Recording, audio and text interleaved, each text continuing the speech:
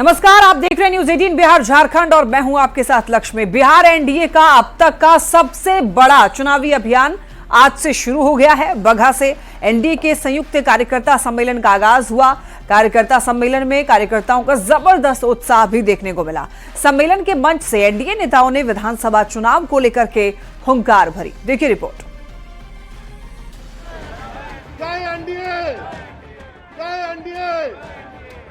बिहार में एनडीए के कार्यकर्ता सम्मेलन का आगाज हो गया।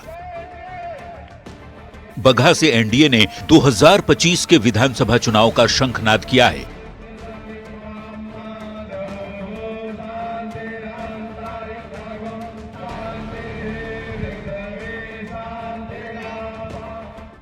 कार्यकर्ता सम्मेलन में जेडीयू के घटक दलों के प्रदेश अध्यक्ष मौजूद रहे। सम्मेलन में एनडीए नेताओं ने चट्टानी एकता दिखाई। एनडीए नेताओं ने कहा, मुख्यमंत्री नीतीश कुमार और पीएम नरेंद्र मोदी के नेतृत्व में ही बिहार तेजी से आगे बढ़ रहा है। डबल इंजन की सरकार में बिहार प्रगति के पथ पर अग्रसर है। सीएम नीतीश कुमार के नेतृत्व में 2025 में जीत का नया रिकॉर्ड बनाने के दृढ़ निश्चय के साथ कार्यकर्ता जुट गए हैं। जो अपार भीड़ इस ठंड में भी मौजूद है, ये नीतीश कुमार के प्रति, उनके नेतृत्व के प्रति, विकास के प्रति, नरेंद्र मोदी जी के प्रति, जीतन राम मांझी, चिराग पासवान और हमारे उपेंद्र कुशवाहा के प्रति जनता का अपार प्यार देख रहा है। ऐतिहासिक हुआ ये जो कार्यकर्ता सम्मेलन जो है एनडीए का जो आज आगाज हुआ, काफी हमें खुशी है और बहुत अच्छा हुआ। कार्यकर्ताओं का भारी जनसैलाब था। ये कार्यकर्ता सम्मेलन था, लेकिन देखिए किस तरह से ये आम सभा में परिवर्तित हो गया। ये इससे दर्शाता है पांचों दल के कार्यकर्ता एकजुट हैं और आपसी सामंजस्य बना करके लड़ाई शुरू हो गई। बहुत ही अच्छा रहा। बगहा में जो कार्यक्रम एनडीए का रहा, काफी उत्साहवर्धक रहा। कार्यकर्ताओं में काफी उत्साह देखा गया और एकजुटता की तो मिसाल कायम हो गई है। निश्चित रूप से 2025 में जो 225 का लक्ष्य है वो 2025 के पार ही होगा, नीचे नहीं। एनडीए कार्यकर्ता सम्मेलन में गठबंधन के साथ आगे बढ़ाने को लेकर कार्यकर्ताओं को मंत्र दिया गया। सम्मेलन में शामिल कार्यकर्ताओं में जबरदस्त जोश भी दिखा।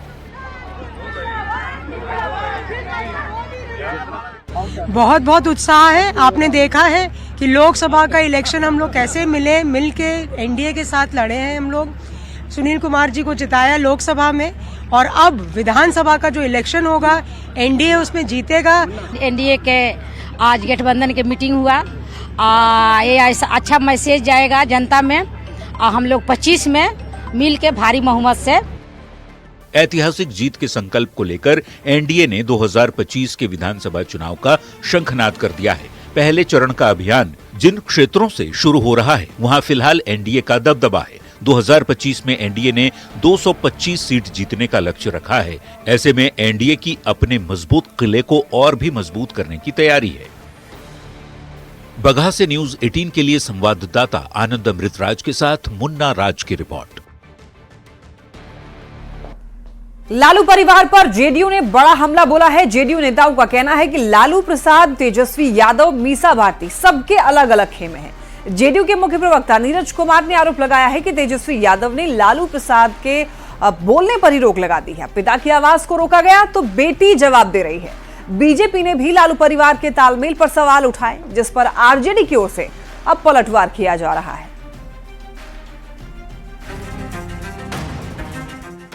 नीतीश जी को बुलाने की क्या आवश्यकता है, वो खुद भी आ सकते हैं। कोई भी अगर कोई सोच रहा हो कुछ होने जा रहा है तो आप एकदम नहीं होने जा रहा, अब सीधे चुनाव होगा। लालू प्रसाद आरजेडी के राष्ट्रीय अध्यक्ष हैं। उनकी पत्नी राबड़ी देवी आरजेडी की एमएलसी और विधान परिषद में नेता प्रतिपक्ष हैं। बड़ी बेटी मीसा भारती सांसद हैं। बड़े बेटे तेज प्रताप यादव विधायक हैं और छोटे बेटे तेजस्वी यादव विधायक के साथ साथ विधानसभा में नेता प्रतिपक्ष हैं। अब तक लालू प्रसाद पर परिवारवाद का आरोप लगता रहा है, लेकिन अब जेडीयू की ओर से परिवार में ही खेमेबाजी का आरोप लगाया गया है। सबके अलग अलग खेमे हैं और इन सब में होड़ मची है कि किसी न किसी बहाने बिहार के करिश्माई मुख्यमंत्री नीतीश कुमार जी के नाम का जाप करते हुए अपनी पार्टी के लिए कोई आधार वो ढूंढ पाए। जेडीयू के मुख्य प्रवक्ता नीरज कुमार ने तो यहां तक कह दिया कि तेजस्वी यादव ने लालू प्रसाद के बोलने तक पर रोक लगा दी है। पिता की आवाज को रोका गया तो बेटी जवाब दे रही है। परिवार में आपसी विवाद है, लालू जी राजनीतिक नजरबंद है। जेडीयू के साथ बीजेपी ने भी लालू फैमिली के तालमेल पर सवाल खड़े किए हैं। पूरे परिवार में अलग अलग दिन अलग अलग परिवार के लोगों को सपना आता है। किसी दिन पिताजी को आता है, किसी दिन पुत्री जी को आता है। जेडीयू बीजेपी की ओर से लालू परिवार के तालमेल पर सवाल उठाए गए तो आरजेडी की ओर से पलटवार भी किया गया। कहीं विरोधाभास नहीं है, बस एक ही चीज का आभास है कि चुनाव के लिए हमारी पार्टी, हमारे राष्ट्रीय अध्यक्ष, हमारे नेता प्रतिपक्ष जा चुके हैं। क्या लालू परिवार में मतभेद है? ये कयासबाजी तब शुरू हुई जब लालू प्रसाद ने नीतीश कुमार को साथ आने का न्योता दिया, जिसे कुछ ही देर में तेजस्वी यादव ने नकार दिया। फिर मकर संक्रांति के दिन मीसा भारती ने नीतीश कुमार को अभिभावक बताते हुए दरवाजे खुले होने की बात कही, जिसे कुछ ही देर के अंदर तेजस्वी यादव ने फिर से नकार दिया। अब इसी बात पर जेडीयू और बीजेपी के नेता तंज कस रहे हैं। न्यूज 18 के लिए पटना से संजय कुमार, रवि एस नारायण और दिल्ली से अमितेश सिंह के साथ ब्यूरो रिपोर्ट। राहुल गांधी ने कहा है कि कांग्रेस बीजेपी और आरएसएस के साथ साथ इंडियन स्टेट से भी लड़ रही है। राहुल गांधी के बयान के बाद अब सियासत गरमाई हुई है। बीजेपी प्रवक्ता अजय आलोक ने पलटवार करते हुए राहुल गांधी की तुलना अफजल गुरु से कर दी, जिसके बाद वार पलटवार अब तेज हो चुका है। We are now fighting the BJP, the RSS and the Indian state itself. Congress के नए मुख्यालय के उद्घाटन के मौके पर कांग्रेस सांसद और लोकसभा में नेता प्रतिपक्ष राहुल गांधी ने कुछ ऐसा कह दिया जिसने देश की सियासत को गरमा दिया है। The BJP, the RSS and the Indian state itself. Rahul Gandhi ने कहा, कांग्रेस न सिर्फ बीजेपी और आरएसएस बल्कि इंडियन स्टेट से भी लड़ाई लड़ रही है। That do not think that we are fighting a fair fight. There is no fairness in this. If you believe that we are fighting a political organization called the BJP, that we are fighting a political organization called the RSS, you have not understood what is going on. The BJP and the RSS have captured every single institution of our country. We are now fighting the BJP, the RSS and the Indian state itself. Rahul Gandhi के बयान पर तूफान खड़ा हो गया है। जो भारत से लड़े वो भारत में नहीं रह सकता है। अफजल गुरु और इनमें कोई अंतर नहीं बचा। बीजेपी ने राहुल गांधी के इंडियन स्टेट के खिलाफ लड़ाई वाले बयान पर कड़ा प्रहार किया है। बीजेपी के नेता कहते हैं कि लोकसभा में नेता प्रतिपक्ष राहुल गांधी की इस टिप्पणी से कांग्रेस का घिनौना सच सामने आ गया है। राहुल गांधी के बयान पर देश का सियासी माहौल इतना गर्म हो गया कि बीजेपी के प्रवक्ता अजय आलोक ने भी शब्दों की मर्यादा तोड़ दी।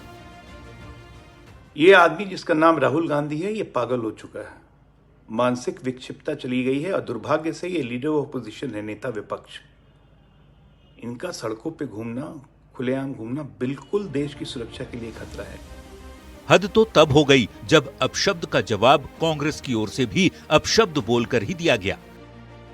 अजय आलोक नाम के व्यक्ति जो अपने आप को भाजपा के प्रवक्ता कहता है, सचमुच वो पागल खाना से भागा हुआ व्यक्ति है जिसको पुलिस खोज रही है और डॉक्टर खोज रहा है।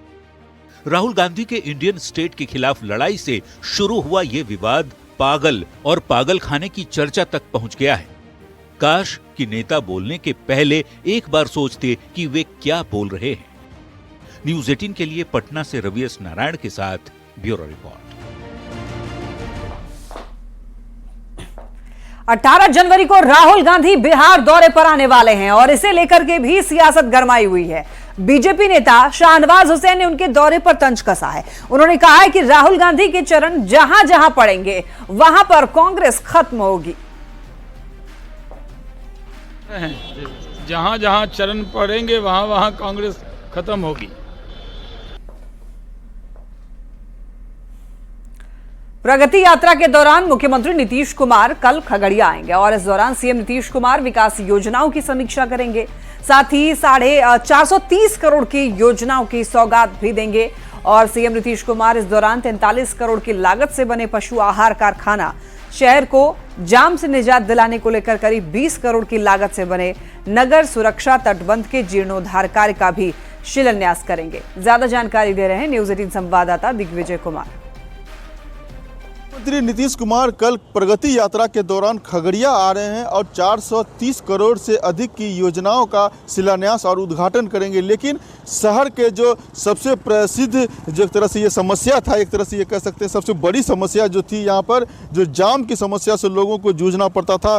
खगड़िया का जो राजेंद्र चौक है वहाँ पर काफ़ी देर लोगों को गुजरने में वहाँ से लग जाता था। इस समस्या से निजात दिलाने के लिए जो सड़क नगर सुरक्षा तटबंध है वहाँ पर, तो ये कह सकते हैं कि 20 करोड़ की लागत से इस सड़क का शिलान्यास यहाँ पर मुख्यमंत्री नीतीश कुमार के द्वारा किया जाएगा। नगर सुरक्षा तटबंध है जो खगड़िया के बलवाही के पास जो है सो ये यहाँ पे चढ़ती है और बखरी बस स्टैंड के पास उतरती है। तो इस सड़क को बन जाने से शहर के साथ साथ जो अन्य बड़ी भी गाड़ियाँ हैं वह धड़ल्ले से इस सड़क से होकर के गुजरेगी और शहर में जाम की समस्या से लोगों को निजात मिलेगी।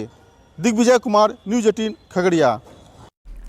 समस्तीपुर से देखिए एक बड़ी खबर है, जहां पर वैनी थाना एल्युमिनियम फैक्ट्री का बॉयलर फटने से एक बहुत बड़ा हादसा हो गया है। इस हादसे में 2 मजदूरों की मौत की खबर है, वहीं 6 मजदूर घायल हो गए हैं, जिसमें 2 की हालत गंभीर बताई जा रही है। धमाका इतना जोरदार था कि पूरी फैक्ट्री तबाह हो गई। पुलिस, स्थानीय लोग और जेसीबी मशीन की मदद से राहत और बचाव कार्य तुरंत ही शुरू किया गया। हालांकि देखिए घायलों को पूसा, ताजपुर और समस्तीपुर के अस्पताल में भर्ती कराया गया है। प्रशासन की तरफ से एक एफआईआर भी दर्ज कराई गई है। पुलिस पूरे मामले की जांच पड़ताल में जुटी हुई है।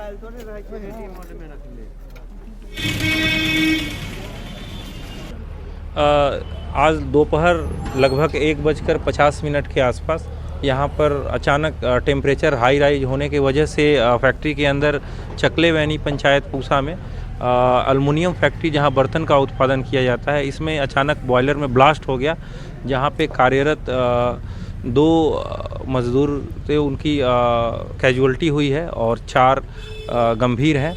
2 गंभीर जो मजदूर थे उनको डीएमसीएच में रेफ़र किया गया है और बाकी 2 जो हैं वो खतरे से बाहर हैं।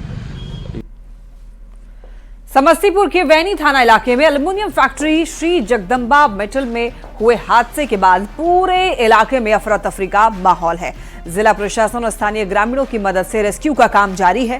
फैक्ट्री का मैनेजर श्रवण कुमार, जिसका हादसे के बाद कोई फिलहाल सुराग नहीं मिला है। हादसे में घायल एक मजदूर से बातचीत की न्यूज 18 संवाददाता मुकेश कुमार ने। बैनी थाना क्षेत्र में एल्युमिनियम फैक्ट्री के बॉयलर विस्फोट में एक मजदूर जो जख्मी हुए हैं और सदर अस्पताल में इलाज के बाद यहाँ मौजूद हैं। हम इनसे सीधे जानना चाहेंगे कैसे क्या घटना हुई। क्या नाम हुआ आपका?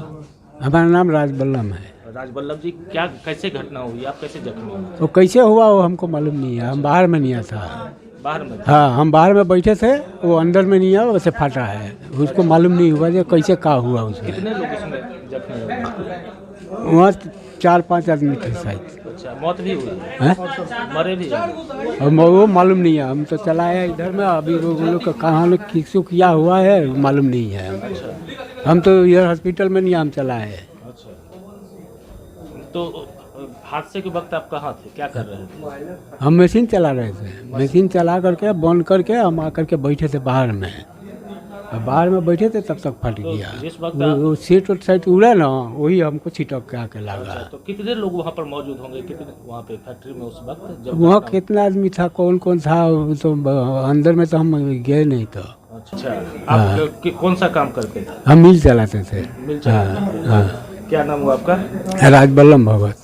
तो ये राजबल्लभ जी हैं जो वहाँ पे मशीन चलाने का काम करते थे और जो जख्मी हैं, और इनके द्वारा बताया गया कि फैक्ट्री का समय पर मेंटेनेंस का भी काम नहीं होता था। इनके द्वारा बताया गया है जो हादसे के वक्त मैनेजर जो फैक्ट्री के थे वहाँ मौजूद थे, लेकिन अब जो जानकारी मिल रहा है मैनेजर वहाँ पे मौजूद नहीं है। तो निश्चित रूप से कहीं ना कहीं बड़ी लापरवाही है। हादसे हुई है, 8 से अधिक लोगों के जख्मी होने की बात अब सामने आ रही है। इस हादसे में मौत भी हुई है और मौत जो अब तक सूचना मिल रही है 2 लोगों की मौत हुई है, लेकिन इस पर प्रशासनिक पुष्टि अभी तक नहीं हुई है। और समस्तीपुर सदर अस्पताल की तस्वीर हम आपको दिखाना चाहते हैं। जैसे ही लोगों को जानकारी मिली है, लोग अस्पताल में पहुंच रहे हैं देखने के लिए, लेकिन बड़ा बात है इतने बड़े फैक्ट्री का संचालन होता है और वहां पर इस तरह की लापरवाही होती है, मजदूर घायल होते हैं, मौत होती है, इसकी जिम्मेदारी किन पर होगी? Mukesh Kumar, news 18 network, Samastipur.